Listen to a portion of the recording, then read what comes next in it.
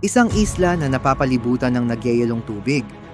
Isang kulungan na sinasabing imposibleng takasan. At tatlong lalaking naglakas loob subukin ang imposible. Ito ang tunay na kwento ng pagtakas mula sa pinakasikat at pinakamahigpit na bilangguan sa Amerika, ang Alcatraz Federal Penitentiary. May nakatakas nga ba talaga? O nalunod sila sa gitna ng malamig na dagat? Handa na ba kayo? Simulan na natin!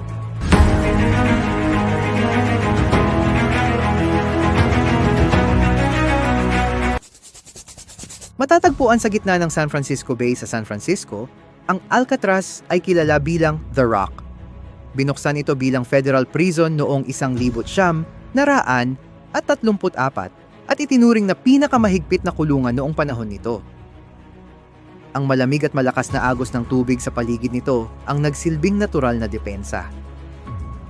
Tinasabing kahit mahusay kang lumangoy, halos imposible pa ring makarating sa pampang ng buhay. Maraming kilalang kriminal ang nakulong dito, kabilang si Al Capone.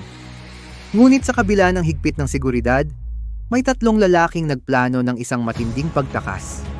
Noong gabi ng Hunyo 11, 1962, isinagawa nila ang plano.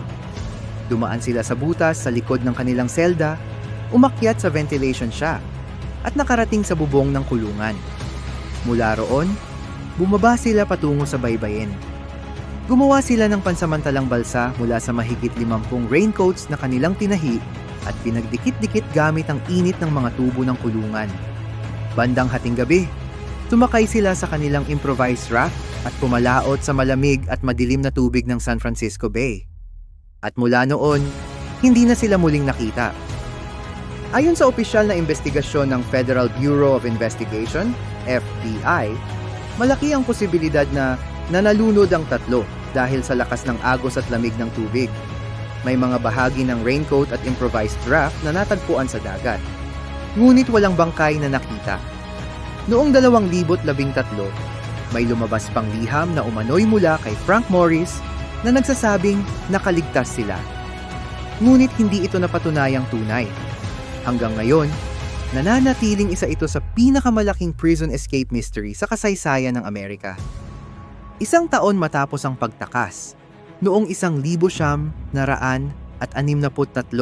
isinara ang Alcatraz dahil sa mataas na gasto sa operasyon.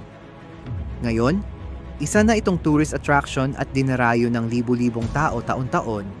Dala ang tanong na hindi pa rin nasasagot, may nakatakas nga ba talaga? Sa inyong palagay, nalunod kaya sina Frank Morris at ang magkapatid na Anglin? O nagtagumpay silang takasan ang kulungang sinasabing imposibleng takasan? I-comment ang inyong teorya sa baba. Kung nagustuhan ninyo ang totoong kwentong ito, huwag kalimutang mag-like, mag-share, at mag-subscribe para sa mas marami pang misteryo at makasaysayang kwento. Hanggang sa susunod na video. Muli, ako si General, at tandaan, minsan, ang katotohanan ay mas misteryoso pa kaysa sa katang isip.